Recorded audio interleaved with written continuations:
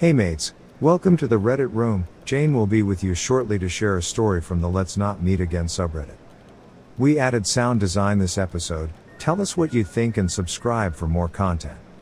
The Creep in the Woods, posted by Chaos is.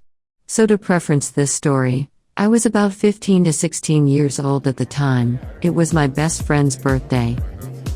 And she had invited about 6 of us over to play a few games and stay the night in celebration of her big 16. So at this get-together there was 5 girls, including me, and 1 boy. After a while my best friend asked if we would like to go to the playground, which was about a 10-minute walk away from her house. Of course, being stupid teens, we agreed, not thinking of how it may be dangerous since the majority of us were young girls, and it was currently 10 p.m.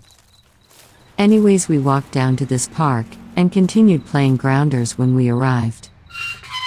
Which, if you don't know, is a game commonly played in elementary schools.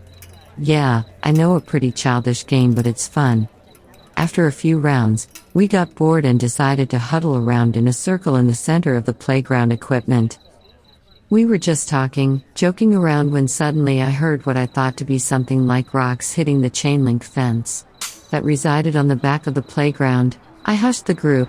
I looked over at my best friend asking if she heard that. As everyone looked at me like I had 10 heads, she asked what I meant, and when I told her it sounded like someone was throwing rocks at the fence behind us, she responded with the classical, Oh, it's a murderer coming to get us.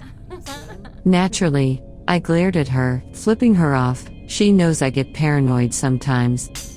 But I have very good intuition and something just felt off. A few minutes later, after some more rocks were thrown at the fence, and I obsessively stared down the area behind the fence in paranoia, I noticed a light weaving its way through the branches of trees. At first, I thought maybe it was just a headlight of a car that was coming down the street.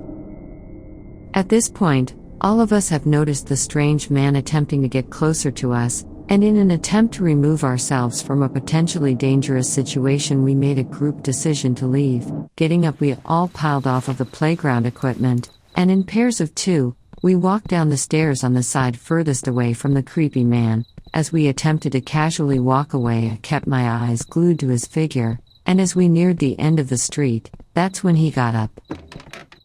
Slowly at first, the man started to trail behind us, keeping his distance. I decided to keep my mouth shut at the time because we were about to make a turn. I thought that if he continues to follow us instead of going the other way, I'd bring it up to the others. And wouldn't you know it, the creep stays hot on our heels, not only following which turn we took, but he also started sprinting towards us, screaming, "You motherfuckers, I'll fucking kill you." At this point the whole group bursts out into a sprint. The adrenaline I felt made me run so fast I was ahead of everyone else. Everyone was ushering each other to run. I didn't even take a second to see if the others were behind me. That was until I heard my best friend struggling to run. She has pretty bad asthma. I instantly felt horrible for running off on her.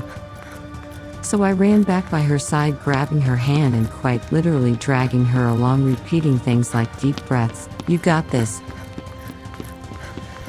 This whole time the man was still running / screaming behind us and was catching up quickly.